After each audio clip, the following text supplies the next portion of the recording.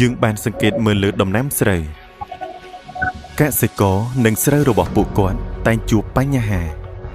វាគឺជារឿងពិបាកនិងមានបញ្ហាប្រឈមជាច្រើនក្នុងការការពារដំណាំស្រូវរបស់ពួកគាត់សត្វល្អិតជំងឺមិនដែលឈប់វិវត្តនិងសម្របខ្លួនឲ្យកាន់តែមានភាពធន់និងស៊ាំថ្នាំឡើយកសិករត្រូវតែចំណាយច្រើនលើការគ្រប់គ្រងរាល់ហានិភ័យដែលអាចកើតមានឡើងនិងសាកល្បងដំណោះស្រាយរាប់មិនអស់តាមរយៈវិធីសាស្ត្រផ្សេងៗវាពិតជាការងារដ៏លំបាកបំផុតដើម្បីប្រឈមមុខនឹងទប់ទល់នឹងការគំរាមកំហែងដែលវិវត្តឥតឈប់ឈរទាំងនេះយើងដឹងថាពួកគាត់ពិតជាត្រូវការដំណោះស្រាយថ្មីដែលអាចដោះស្រាយគ្រាដ៏លំបាកនេះបាន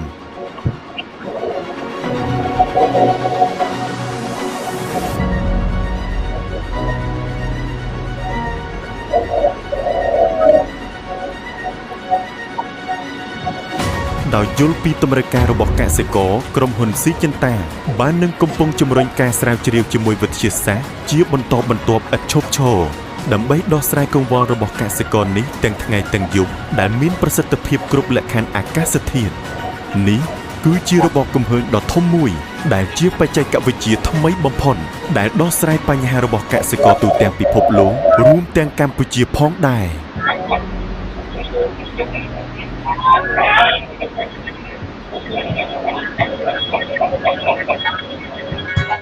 បងឲ្យប៉ះស្អាត